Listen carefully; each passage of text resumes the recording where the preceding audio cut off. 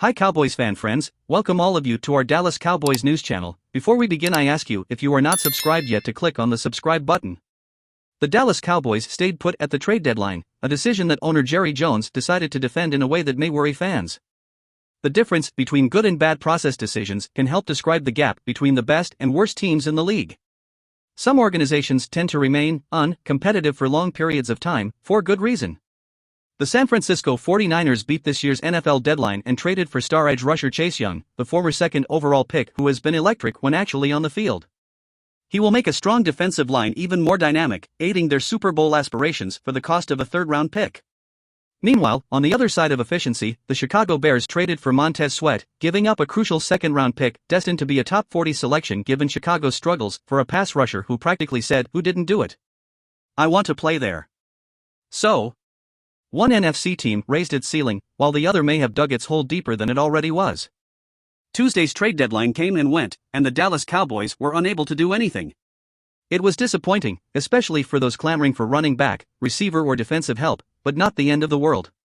Sometimes the value doesn't match, the right deal simply doesn't exist, or future picks are necessary for salary cap relief. If Dallas tried to be aggressive, only to be overwhelmed by the market and a lack of realistic deals, then, fine. But defending the Cowboys' decisions by deviating to transactions made during another part of the schedule is futile. Friday, Cowboys owner Jerry Jones failed to meet the low bar at 105.3 The Fan. "We met our trade deadline before the start of the season," Jones said. "That's why we traded Stephon Gilmore and that's why we traded Brandon Cooks. Thank God we had the opportunity to meet the trade deadline before we started the season." No, that wasn't a quote from some small-market baseball team trying to claw its way to the wild card to sell extra tickets. It belonged to the owner of the most valuable franchise in football. Of course, the existence of a salary cap means that Jones' wealth isn't moving the needle, but the sentiment of sitting idly by remains conservative, perhaps even too much so. By the way, the Texas Rangers were very aggressive at the trade deadline. This worked very well. But back to Dallas, and Gilmore and Cooks, it doesn't help that none of these offseason acquisitions have proven particularly fruitful. Gilmore's interception late in the game against the Los Angeles Chargers was certainly significant. But he gave up the 9th most yards in man coverage this season, per PFF, and was overshadowed by strong play from other players in the cornerback room. If not for the rise of cornerback Darren Bland and slot corner Jordan Lewis' strong day against Los Angeles Rams receiver Cooper Kupp, Gilmore's speech could very well have been more poignant.